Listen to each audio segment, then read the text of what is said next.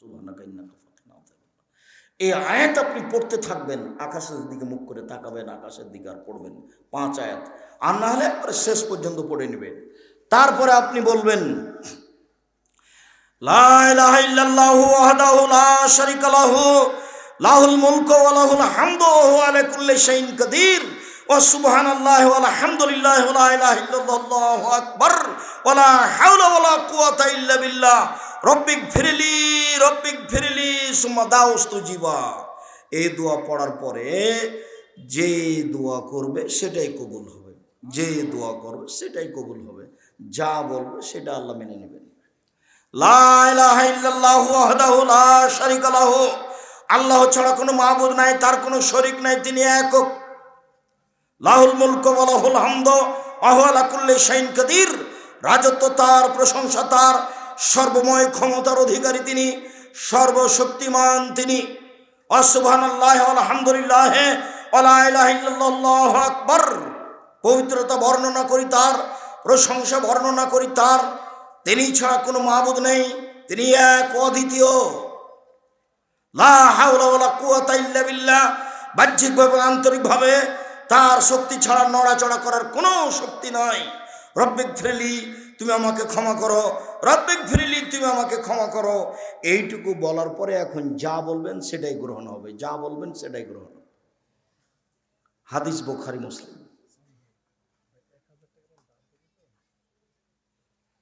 এছাড়াও লম্বা দোয়া আছে, ওটা যদি পড়তে পারেন ভালো। আল্লাহু লাকাল হামদু আনতা কাইয়ুমুস সামাওয়াতি ওয়াল আরদি ওয়া মান ফিহিন্না ওয়া লাকাল হামদু আনতা নূরুস সামাওয়াতি ওয়াল আরদি ওয়া মান ফিহিন্না ওয়া লাকাল হামদু আনতা মালিকুস সামাওয়াতি ওয়াল আরদি ওয়া মান ফিহিন্না ওয়া লাকাল হামদু আনতাল হাক্কু ওয়া আদকাল হাক্কু লাকা ওয়া হাক্কুন ওয়া কাওলুকা হাক্কুন ওয়াল জান্নাতু হাক্কুন ওয়ান নারু হাক্কুন ওয়া নাবিয়ুনা হাক্কুন ওয়াস সাআতু হাক্কুন ওয়া মুহাম্মাদুন হাক্কুন আল্লাহুম্মা লাকা আসলামতু ওয়া বিকা আমানতু ওয়া আলাইকা তাওয়াক্কালতু ওয়া ইলাইকা আনাবতু ওয়া বিকা খাসামতু ওয়া ইলাইকা হাকামতু ফাগফিরলি মা কাদ্দামতু ওয়া মা আখখারতু ওয়া মা আসরারতু ওয়া মা আলানতু ওয়া আনতা আ'লামু বিহি মিন্নি আনতাল মুকাদ্দিমু ওয়া আনতাল মুআক্খিরু লা ইলাহা ইল্লা আনতা ওয়া লা ইলাহা গায়রুকা। রাসূল সাল্লাল্লাহু আলাইহি সাল্লাম ঘুম থেকে উঠে এটা পড়তেন, জীবনটা এমনি চলে গেল। ঘুমার সময়তে আপনি পড়ছেন আল্লাহুম্মা বিসমিকা আমুতু ওয়া আহইয়া, তোমার নামে মারা যাচ্ছি, তোমার নামে জীবিত হব। এইটাই মনে থাকে না, কত ছেঁচড়া মেচড়া করে দিনটা পার করছেন, গল্প গুজার মাধ্যমে, গালি গোলজের মাধ্যমে, এটাই মনে থাকে না। আল্লাহ রাসূল ওযু করার পরে ডান কাতে শুয়ে যেতেন, তারপর বলতেন আল্লাহু লাকা আসলামতু ওয়া বিকা আমানতু আল্লাহুম্মা আসলামতু লাকা আল্লাহুম্মা আসলামতু ওয়াজহাতু ওয়াজহি ইলাইকা ফাওয়াজতু আমরি ইলাইকা ওয়ালজাতু জাহরি ইলাইকা রাগবাতান রাহমাতান ইলাইকা লা মালজা ওয়ালা মানজা মিনকা ইল্লা ইলাইকা আমানতু বিকিতাবিকা আল্লাযী আনজালতা ওয়া নাবিয়্যিকা আল্লাযী আরসালতা। এই দোয়া পড়ে আল্লাহ রাসূল ঘুমাতেন ডান কাতে। আপনাকে এমনি মনে হচ্ছে নাকি? রাসূল সাল্লাল্লাহু আলাইহি সাল্লাম রাত্রে ঘুমানোর পূর্বে সূরা মুলক পড়তেন, সূরা মুলক 30 আয়াতের। মুলক নাম শুনেছেন? সূরা মুলক পড়তেন। কবরের শাস্তি হবে না 4টা কারণে। এক, রাতে মুলক সূরা পড়ে যে তার শাস্তি হবে না কবরে। 2, জুমার দিন মারা গেলে কবরে শাস্তি হবে না। 3, পেট ব্যথায় মারা গেলে কবরে শাস্তি হবে না। 4, শহীদ হয়ে গেলে কবরে শাস্তি হবে না। 4টের সিরিয়ালে 1 নাম্বারটা সহজ, বাকিগুলো কঠিন। 1, প্রতি রাতে ঘুমানোর সময় সূরা মুলক পড়লে কবরে শাস্তি হবে না। মনে থাকবে না মনে হয়? 2,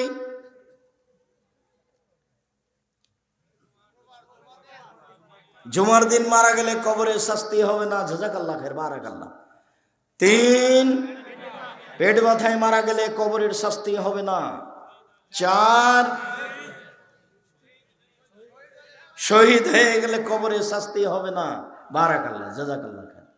যারা মনে থাকবে না তারা খালি বলবেন কি গো, কি 4টে, কি? তো 4টে মনে না থাক সেটা চিন্তা করতে হবে না, একটা থাকলে হলো। সেটা কি? সূরা মুলক, যেটা সহজ, যেটা পারা যাবে, যেটা আয়াতের ভিতরে আছে। বাকিগুলো অনেকখানি আয়াতের বাহিরে। ইচ্ছা করলেও সবটা হয়ে উঠবে না। আর 1 নম্বরটা সহজ আছে, জীবন বাজি রেখে চেষ্টা করেন পড়ার, জীবন বাজি রেখে। কত ঝামেলা ছেলের, মেয়ের, দেশের, জনগণের, রাষ্ট্রের, নিজের, মানে ঝামেলা, মারামারি, হইচই, দাঙ্গা মাহাঙ্গামা, খাওয়া, নাতি নাতনি, পোতা পুতিন, একবার কত যে লেগে আছে। খালি পড়তে বসেছেন আর নাতি লাভ দিয়ে কোলের উপরে উঠে গেছে, কোরআন মাজিদের উপরে উঠে গেছে, তখন ওকে সামলাতে সামলাতে বন্ধ করে দিয়ে শুয়ে গেলেন রাত পার। কত ঝামেলা নেবেন আপনি? তার নাম হচ্ছে আফজালুল মুজাহিদ। আত্মার বিরুদ্ধে জেহাদ করা খুব কঠিন। আপনি আমার দিনী ভাই, আপনার আমি কিছু না কিছু উপকার করবই করবো ইনশাআল্লাহ। রাসূল সাল্লাল্লাহু আলাইহি সাল্লাম বলেন, পৃথিবীর মানুষ মনে রেখো, মান সাররাহু ইস্তাজিব আল্লাহু লাহু ফিস সাদায়েত ফাইকসরু ফির রাখায়ে। কোন মানুষ যদি বিপদে পড়ে তার দোয়া কবুল হওয়া চায়, আল্লাহ আমি বিপদে পড়েছি আমার দোয়া কবুল করো, তাহলে তার জন্য উচিত যখন ভালো অবস্থায় আছে তখন যেন বেশি বেশি দোয়া করে। বুঝা গেল না কথা? খুব বিপদে পড়েছি তখন যেটা বলছি সেটাই শোনো, যেটা বলছি সেটাই শোনো। এরকম করতে হলে কি করতে হবে?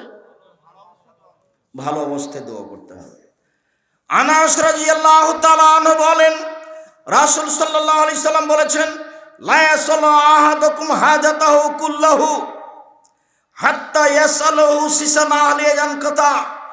তোমাদের প্রত্যেক ব্যক্তি আল্লাহর কাছে যেন সব কিছুই চাই, যা প্রয়োজন, টাকা পয়সা, গাড়ি বাড়ি, জমি জায়গা, স্ত্রী বউ, ছেলে মেয়ে, সব আল্লাহর কাছে চাই। এবার নিচে নামতে লাগলেন, চাইতে চাইতে চাইতে চাইতে স্যান্ডেলের ফিতে যদি ছিঁড়ে যায় সেটাও যেন আল্লাহকে বলে যে স্যান্ডেলের ফিতেটা ঠিক করে দাও।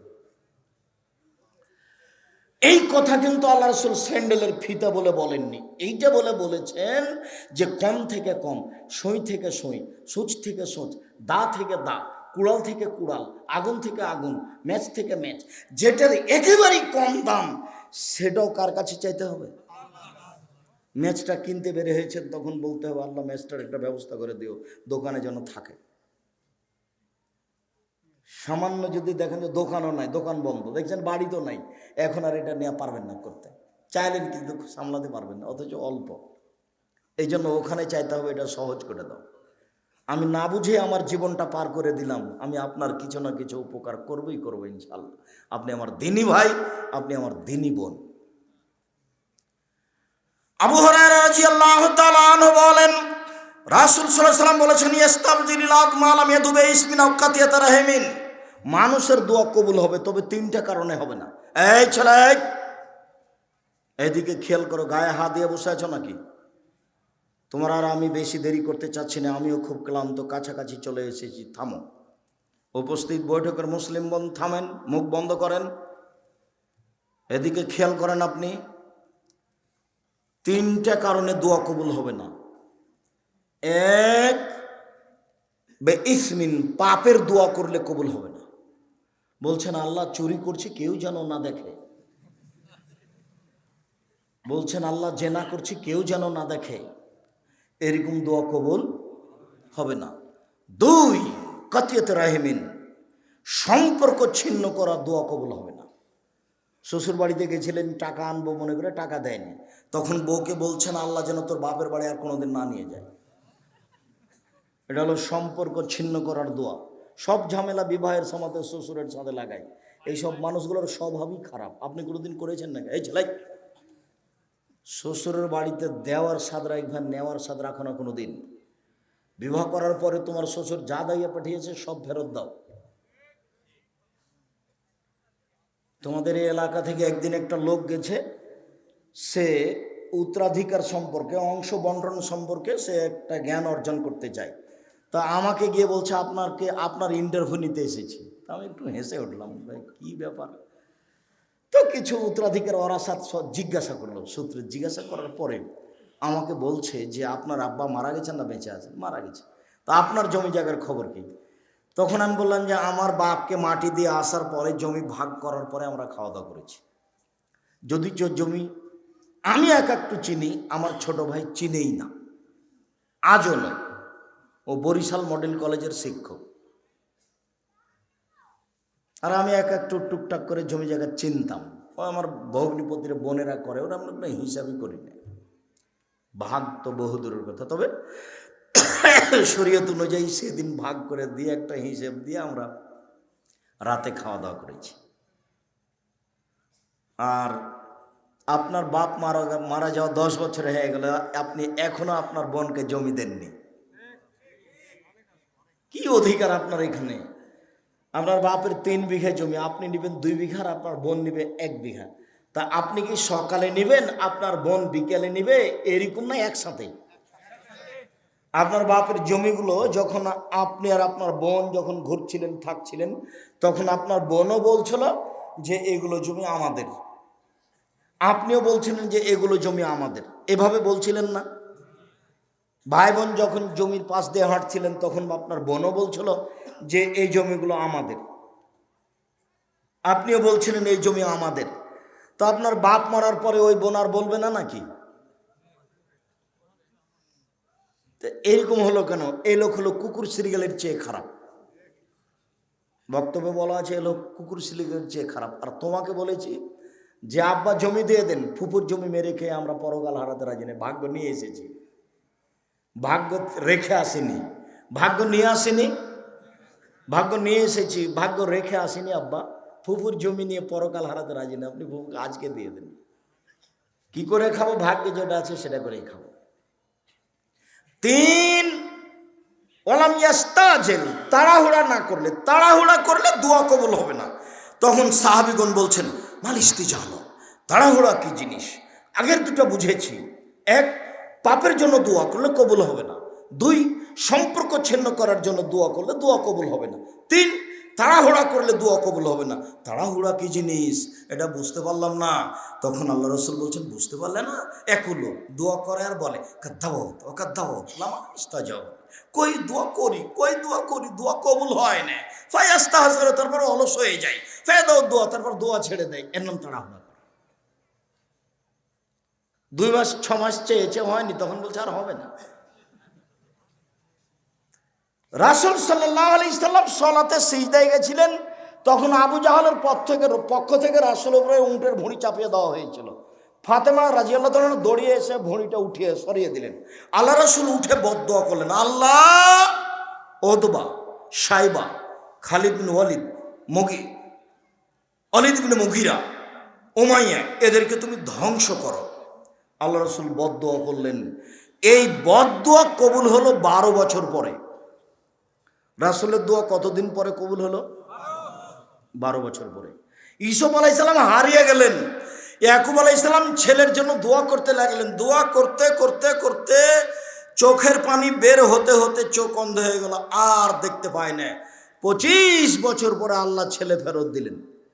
ছেলেই পাল্টা বললেন, আব্বা আম্মা চলে আসতে হবে মিশরে, আর ইসরায়েলে থাকতে হবে না, এখানে চলে আসতে হবে। ফিলিস্তিনে থাকতে হবে না, এখানে চলে আসতে হবে। দোয়া কবুল হলো 25 বছর পরে। তাড়াহুড়া করবেন না, দোয়া আপনি করতেই থাকেন, করতেই থাকেন। সম্মানিত দিনী ভাই বোন, আলোচনার শেষে এসে বলছি, অন্তত আজকের জন্য রাসূল সাল্লাল্লাহু আলাইহি সাল্লাম বলছেন দাওয়াতুল লিআখিহি বিজাহিল গায়ব মুস্তাজাবাতুন। কেউ যদি কারোর জন্য দোয়া করে তাহলে এই দোয়া কবুল হবেই। কেউ যদি কারোর জন্য দোয়া করে তাহলে এই দোয়া কবুল হবেই। বাপ মায়ের দোয়া কবুল হবেই, মাজলুমের দোয়া কবুল হবেই। যে জেলে আছে ও মাজলুম, আপনি আমার জন্য দোয়া করছেন, এই দোয়া কবুল হবে কেন? আপনার মাথার পাশে একজন ফেরেশতা আছেন। যতবার আপনি বলছেন আল্লাহ তুমি আব্দুর রাজ্জাক সাহেবকে হেফাজতে রাখিও, ততবার ফেরেশতা বলছেন আমিন, আর বলছেন অলাকা বিমিসলিন, তুমি তার জন্য যা বললে তোমার জন্য তাই, তুমি তার জন্য যা বললে তোমার জন্য তাই। আমি আপনার জন্য দোয়া করলাম, তখন ফেরেশতা আপনার জন্য দোয়া করলেন, আমার জন্য দোয়া করলেন। বুঝা যায়নি কথা? আমি আপনার জন্য দোয়া করলাম, তখন ফেরেশতা আমার জন্য দোয়া করছে। কিন্তু আমি দল করি যে যার জন্য মনে হয় ওর জন্য দোয়া করবো, ও আরও বিপদে পড়লে ঠিক আছে, ঠিক ঠিক। এই জন্য আমি অনুরোধ করেছি, নিজে উপার্জন করেন হালাল রুজি, কে কি করছে এটা দেখতে চায় না, সাথ দিতে হবে। একটা সিগারেটের জন্য সারাদিন এভাবে নেচে বেড়ালেন, এটা হলো? আর একজনের ব্যাগ বহন করলে সারাদিন আহাল পরিবার বাদ দিয়ে, ছেলে মেয়ে বাদ দিয়ে, আমি 1 মিনিটের জন্য এটা করতে পারবো না, করিনি কোনোদিন, এটা করতে পারবো না। রুজি উপার্জন করব ব্যবসা করে। কিভাবে ব্যবসা করে? 25 বছর পরে কোটি কোটি টাকার মালিক হব। আর এখন শুরু করব কি দিয়ে? চকলেট, কলা। তাহলে কি হবে না? ঋণ নিতে হবে না। ঋণ নিয়ে ব্যবসা করলে আর জান্নাত হবে না। জানাজাই হবে না তো জান্নাত বহুদূরের কথা। জান্নাত হবে না, জানাজা হবে না, সব বাতিল। ব্যাংকে চাকরি করে, সরকার লোন দিয়েছে, বাড়ি একটা বানিয়েছে 5 তলা, কত যে খুশি, বউ খুশি, বেটা খুশি।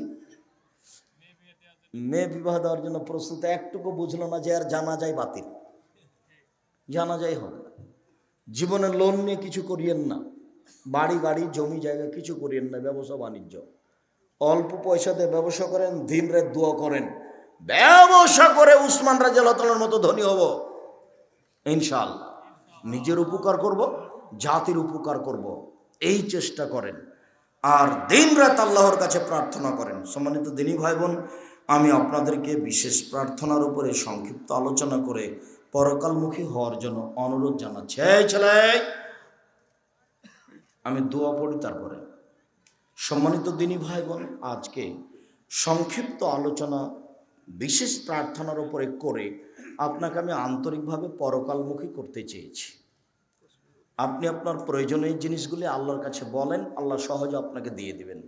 তবে রাত 12টার পরে করবেন, সব দরজা খোলা। তবে দিন 12টার পরে করবেন, সব দরজা খোলা। তবে আজানের পরে করবেন, সব দরজা খোলা। তবে রাত 2টা পার হওয়ার পরে করবেন, সব সময়, তখন সব কবুল হবে। এই সময়গুলি খুব গুরুত্বপূর্ণ সময়, দেওয়া আছে আইনে রাসূল সাল্লাল্লাহু আলাইহি ওয়াসাল্লাম 2 অধ্যায় বইয়ে। সম্মানিত দিনী ভাই বোন, আন্তরিকভাবে জামিয়া সালাফিয়ার জন্য দোয়া করার অনুরোধ রেখে, জামিয়া সালাফিয়ায় যদি কোনোদিন সম্মেলন হয় তাহলে যাওয়ার অনুরোধ রেখে, যেসব বই পুস্তকগুলি আছে, আব্দুল্লাহ কথা বলা চলে গেছে, মিন্নাতুল বারি, আব্দুল্লাহর ব্যতিক্রম বুখারীর ব্যাখ্যা মিন্নাতুল বারি। এছাড়া উপদেশ বই যদি থাকে দেখেন, অতীব গুরুত্বপূর্ণ বই উপদেশ বই। আর সলাতের উপরে বই, যেটা নতুন বের হয়েছে, পোশাক, নতুন একটা বই বের হয়েছে, পেশা পোশাক। আর এছাড়া ক্যালেন্ডার আছে, সকাল সন্ধ্যার দোয়া দেওয়া আছে, সিরিয়াল, সারাদিনের দোয়া দেওয়া আছে, সিরিয়াল 50 টাকা মূল্য। আমার দিনী ভাই বোনকে সবাকেই বইগুলি সংগ্রহ করার জন্য অনুরোধ জানাচ্ছি। আমি সবাকেই, দিনী ভাই বোনকে, স্টেজের বাম দিক থেকে বইগুলি সংগ্রহ করার অনুরোধ জানিয়ে আমি কিছু প্রশ্ন।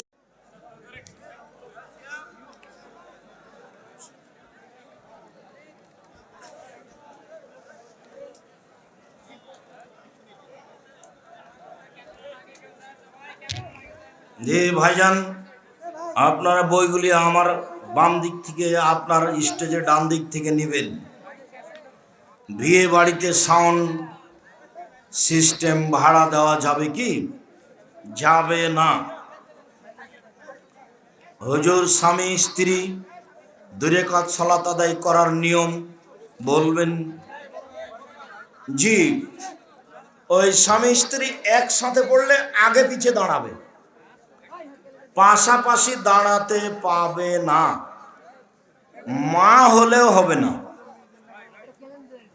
স্বামী আগে দাঁড়াবে, স্ত্রী পিছে দাঁড়াবে।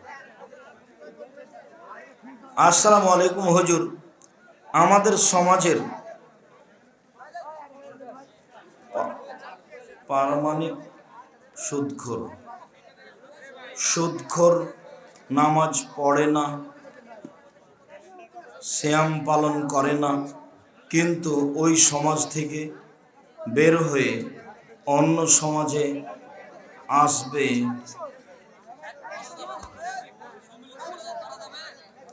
সম্মিলিত মোনাজাত বিদআত, একাই হাত তুলে দোয়া করতে হবে। অনেক হাদিস একাই হাত তুলে দোয়া করা, খালি হাত আল্লাহ ফিরে দিতে লজ্জা পাই, হাত তুললে আল্লাহ কবুল করবেন। হুজুর আমার ইমান দুর্বল, ইমান মজবুত হওয়ার আমলটা বলেন। রাতে উঠে 2 রাকাত সালাত আদায় করে কান্নাকাটি করা, তাহলে ইমান মজুদ হবে, আর কোনো ইয়ে নাই, পথ নাই। আমরা তো আর পীর নই যে একটা কিছু করে দেব।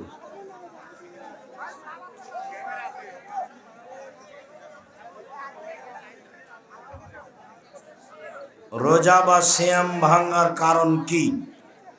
স্ত্রী মিলনে সিয়াম ভেঙে যায়, জেনে শুনে খেলে সিয়াম ভেঙে যায়, জেনে শুনে বমন করলে সিয়াম ভেঙে যায়। আমি একজন সাধারণ মহিলা, আমার প্রশ্ন হচ্ছে, জোহরের সালাত প্রথমে 4 রাকাত সুন্নাত 2 রাকাত পড়ে তাশাহুদ পড়ার পর বা প্রথম বৈঠক এর পরের 2 রাকাত শুধু ফাতিহা পড়ব, না ফাতিহার সাথে অন্য একটা সূরা? 4 রাকাত সুন্নাত পড়লে ফরজের মতো করে পড়বেন, একসাথে পড়লে প্রথম 2 রাকাতে সূরা ফাতিহা অন্য সূরা, আর শেষ 2 রাকাতে শুধু সূরা ফাতিহা। 4 রাকাত একসাথে পড়লে ফরজের মতো করেই পড়বেন।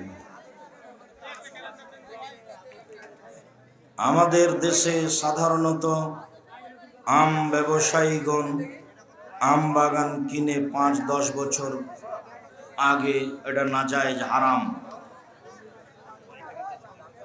আম না পাকলে আম বাগান কিনা যাবে না। এক মুসলিম অন্য মুসলিমকে সরাসরি নাস্তিক বলতে পারে? তা কি আর বলতে পারে? আর একজনকে নাস্তিক বললে ও নিজেই নাস্তিক। আল্লাহ রাসূল বলেছেন, কেউ যদি কাউকে কোনো কথা বলে আর সেটা যদি ও না হয়, তাহলে ওই ভাষা এরই উপরে হবে। ওটা হাদিস, বুখারী মুসলিম। বলে কোনোদিন কাউকে নাস্তিক, কাফের এগুলো বলবেন না। সূরা ইখলাস 3 বার পড়লে যদি গোটা কোরআন পড়া হয়, তাহলে কোরআন পড়ার দরকার কি? এই কথা আপনার মাথায় আসলো? আপনি কোরআন মাজিদ গোটাই পড়েন। পবিত্র কোরআনে আল্লাহ কি দল করার কথা বলেন নাই? জি না। শত্রুর জন্য কি বদদোয়া করা যাবে? জি না। শত্রুর জন্য হেদায়েতের দোয়া করতে হবে। সালাত ভঙ্গের কারণ কি? মসজিদের হুজুর বলে জর্দা খাওয়া হারাম, অথচ সে হুজুর তামাক পাতা জর্দা হারাম। মেয়েদের হাতের নখ বড় রাখা যাবে কি? মেয়েদের হাতের নখ বড় রাখা হারাম। ইহুদি খ্রিস্টানদের পতিতালয়ের মেয়েরা নখ বড় রাখে আর নখে মেহেদি লাগায়, নেইল পালিশ লাগায়। নখ কাটতে হবে, কাটা নখে মেহেদি দিতে হবে। ফরজ নামাজ পড়ে অনেকে, সুন্নাত নামাজ পড়ে না। নফল তো দূরের কথা, ফরজ পড়ুক, সুন্নাতও পড়তে হবে। ফরজ পড়ুক, সুন্নাত পড়া ভালো। যারা কুরবানির ছাগল পালন করে কিন্তু তারা মানুষের খাদ্যের পাতা, মানুষের গাছের পাতা চুরি করে কেটে খাওয়ায়, ওই ছাগল লালন পালন করতে হবে না। হুজুর, আমার স্বামী বিদেশে থাকা অবস্থায় আমি অন্যের সাথে জেনা করি, আমার করণীয় কি? আপনি তওবা করেন, কান্নাকাটি করেন, আর এই কাজ আপনি বন্ধ করেন, আল্লাহ আপনাকে মাফ করবেন ইনশাআল্লাহ। রমজান মাসে কোন দোয়াগুলো বেশি বেশি পাঠ করতে হবে?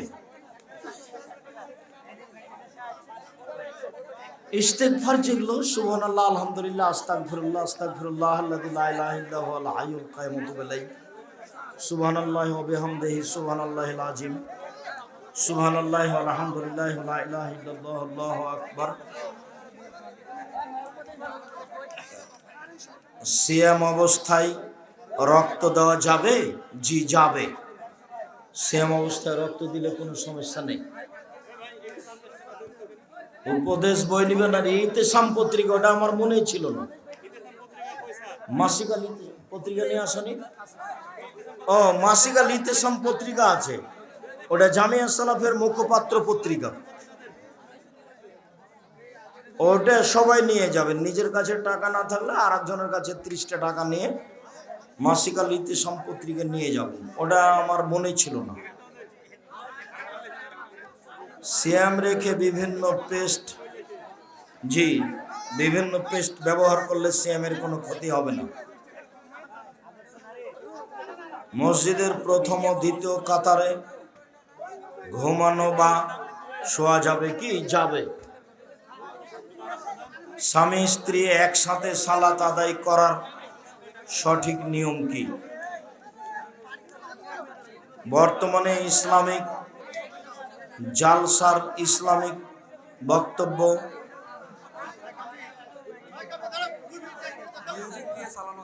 মিউজিক দিয়ে চালানো যাবে কি? জি না, মিউজিক হারাম।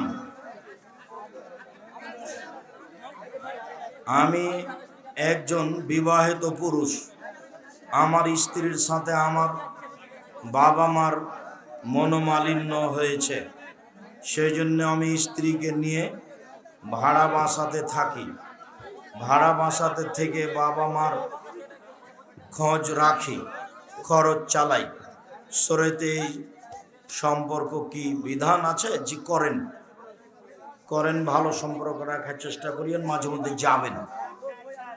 পৃথিবী সৃষ্টির 50,000 বছর পূর্বে মানুষের ভাগ্য লিপিবদ্ধ হয়েছে, তাহলে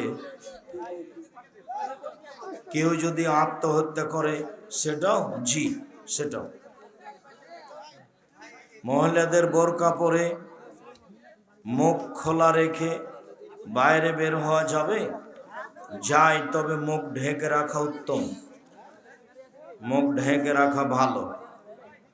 মহিলা হাফেজা বাড়ি বাড়ি গিয়ে আলোচনা করা ব্যাপারে, না, মহিলারা এই বাড়ি ওই বাড়ি বক্তব্য দিতে যেতে পাবে না, ওটা জায়েজ নয়। শুধু নিজের বাড়িতেই দিন প্রচার করবে। কোনো মহিলা দিন প্রচারের জন্য এই গ্রাম ওই গ্রাম, এই বাড়ি ওই বাড়ি, এ থানা ওই থানা যেতে পাবে না, এটা জায়েজ নয়।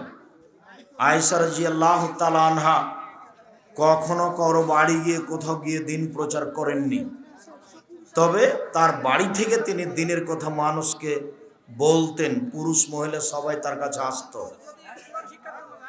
সেটাও হবে না। ওর বাড়িতে কোরআন শিক্ষা দেখ, আশেপাশের মেয়েরা যারা আসবে তাদেরকে। যেসব ফেরিওয়ালা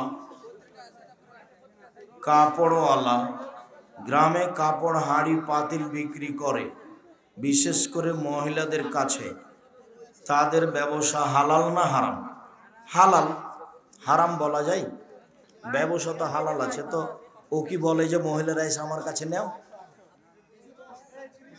পুরুষেরাও তো নিতে পারে। হ্যাঁ, ওটা পুরুষ আর স্বামীর দুর্বল, সেই জন্য। এক ব্যক্তি জীবিত থাকা অবস্থায়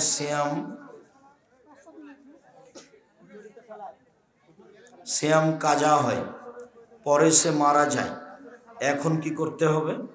ক্ষমা চাইতে হবে, দান করতে হবে। জাহান্নাম কি চিরস্থায়ী? জাহান্নাম কি চিরস্থায়ী? নাও হতে পারে, হতেও পারে। ইমান একেবারেই না থাকলে চিরস্থায়ী হবে। বর্তমানে ঘুষ ছাড়া চাকরি হচ্ছে না। নিয়োগ পরীক্ষায় আপনি যদি 1 নাম্বার হন, এরপরে যদি ঘুষ লাগে, চাকরি যদি বৈধ হয় তাহলে দিয়েন, কিন্তু আপনি টাকা দিয়ে কারো হক দখল করতে পারবেন না। শুকরিয়া, জাযাকুমুল্লাহ খাইর। আল্লাহ তুমি আমাদের আজকের আলোচনা কবুল করো, এই প্রতিষ্ঠানকে